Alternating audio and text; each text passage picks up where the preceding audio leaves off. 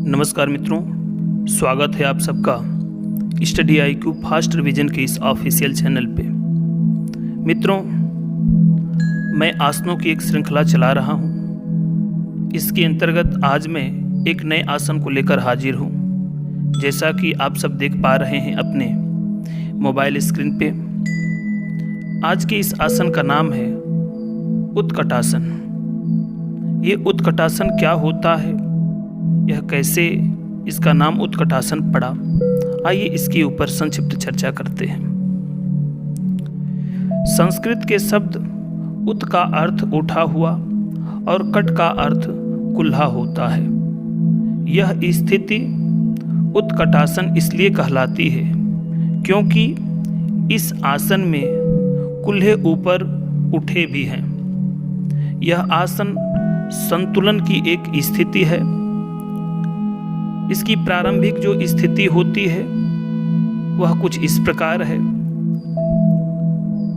दोनों पांव फर्श पर जमा कर सीधे खड़े हो जाएं। पैरों के मध्य एक सुविधाजनक दूरी लगभग 8 से 12 इंच रखें। दोनों भुजाएं सामने की ओर कंधों की लंबाई तक ऊपर उठाएं और हथेलियां नीचे की ओर होनी चाहिए।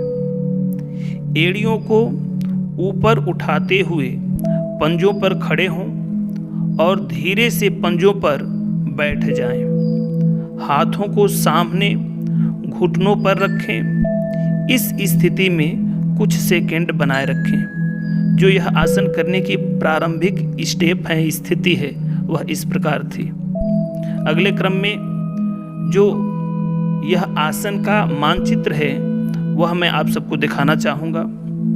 ये 3 स्टेप है उत्कटासन के, जो आप फॉलो कर सकते हैं। अब पूर्व स्थिति में इस आसन को करते हुए आना है।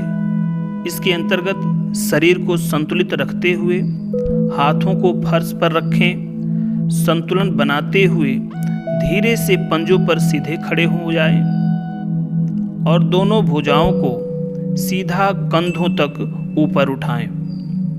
तो यह पूर्व स्थिति में आने हेतु ये जो कथन है इसको फॉलो करना है। एड़ियों को जमीन पर टिकाएं, हाथों को जांघों की बगल में और पैरों को एक दूसरे से जोड़ दें।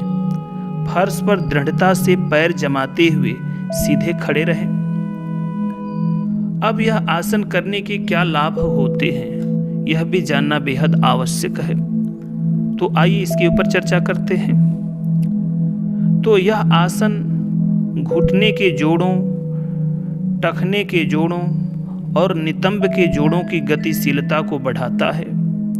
यह टांगों यानी घुटने के पीछे और पिंडली भुजाओं,